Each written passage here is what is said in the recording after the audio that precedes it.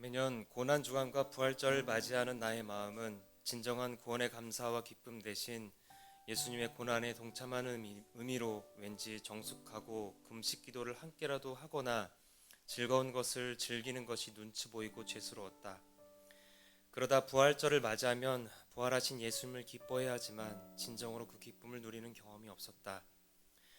예수님의 십자가 사랑, 구원에 대한 감격이 있어야 하지만 이 사실을 머리로만 알고 있었지 내 가슴으로 느끼지 못해서 겉도는 느낌이었다.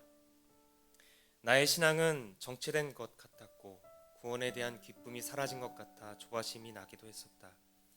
그러던 중 목자 모임에서 목자님께서 권면하신 제자 훈련의 이야기를 들었을 때 나하고는 전혀 상관없는 부류의 이야기 같았고 시간적으로 너무 부담되는 훈련 일정 때문에 감히 엄두를 내지 못했었다. 하지만 마음 한편에서 메마른 나의 영적인 상태, 말씀을 머리로만 이해하고 가슴으로 전혀 느끼지 못한 나의 답답한 생활을 바꿔보고 싶은 마음이 있었다. 목자님이 거의 기정사실처럼 나와 와이프가 함께 제자훈련을 받는다는 선포에 나도 모르게 아멘으로 답을 했고 지금 이렇게 하나님의 은혜의 자리에 동참하는 영광을 누릴 수 있게 되었다. 예수님의 십자가를 억지로 지게 된 구레네 사람 시몬과 같이 나에게 정말 생각하지 못한 무거운 짐처럼 느껴진 이 훈련을 얼떨결에 동참하게 되었다. 이제와 생각해보니 하나님을 더 깊이 체험하고 싶은 내 마음을 하나님께서 아시고 내가 그 은혜의 자리에 동참하겠다 결정을 했을 때부터 하나님께서 일하기 시작하셨고 시몬과 같이 나에게 여러 가지 생각하지 못한 은혜의 선물들을 주셨다. 하나님께서는 이 고난 주간에 예수님을 배신하고 팔아넘기고 조롱하고 책찍질하며 심판하고 못 박은 자가 바로 나임을 알게 하셨다. 내 필요에 따라 예수님을 액세서리처럼 내세우기도 숨기기도 했다. 세상에서 성공과 조직으로부터 인정받기 위해 술자리도 거부감 없이 참석했다. 세상이 예수님을 비난하면 침묵으로 동참하기도 했다. 하지만 하나님께서 이런 나를 끝까지 사랑하시고 오래 참고 기다려주셨다. 나를 위해 온전히 십자가의 고통을 감당하시고 희생하신 예수님의 사랑이 이제는 내 마음에 느껴지기 시작했다. 예전에 나는 슬픈 영화를 봐도 눈물을 흘리는 일이 없었지만 매일 경건의 시간과 기도 속에서 만나주시는 하나님의 은혜와 사랑이 느껴지니 고난주간 내내 흐르는 눈물이 놀랍기만 하다.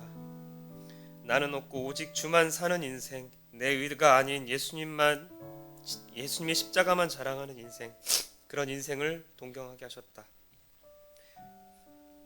어제 상사로부터 정말 중요한 이야기를 하기 위해 술자리를 제안받았다. 예전 같으면 바로 참석해야 했으나 하나님께서는 술자리를 정중히 거부하고 예배에 참석하게 하는 용기를 주셨다. 또한 앞으로 술을 마시지 않겠다고 상사에게 선포하게 하셨다. 이것이 나에게는 숙제처럼 십자가처럼 여겨지는 부분이었고 잘 엄두가 나지 않았던 부분이었지만 하나님께서 역사하셨다. 내 직장 상사보다 사장보다 그리고 내 앞에 놓인 문제보다 크신 분이 바로 나의 하나님 아버지시다. 그러기 때문에 나에게 주어진 십자가를 지고 예수님을 따르는 삶이 더 이상 두려워하지 않고 오히려 그것이 기쁨임을 고백하게 하셨다. 나의 멍에를 지고 나를 따르라고 말씀하신 하나님, 나의 멍에는 쉽고 가벼우니 아무 걱정 말라 하신다. 왜냐하면 이미 하나님께서는 세상을 이기셨기 때문이다. 나는 그저 하나님과 함께하는 기쁨만 누리면 되는 것이다. 나는 다시 죄를 지을 수밖에 없고 구제불능이지만 그때마다 예수님의 십자가가 나를 살린다. 참 뻔뻔하게도 그 은혜를 힘입어 오늘도 이 자리에 서게 하셨다. 고난주간에 이렇게 많은 은혜를 주시니 매일매일이 고난주간이었으면 좋겠다. 이 뻔뻔한 죄인을 죽을 수밖에 없는 나를 하나님의 은혜로 살리시고 귀한 제자의 삶으로 동참하게 하신 하나님의 은혜에 감사드린다. 앞으로 나를 예수님의 사람으로 멋있게 빚어가실 하나님께 감사드리며 이 모든 영광을 하나님께 올려드립니다.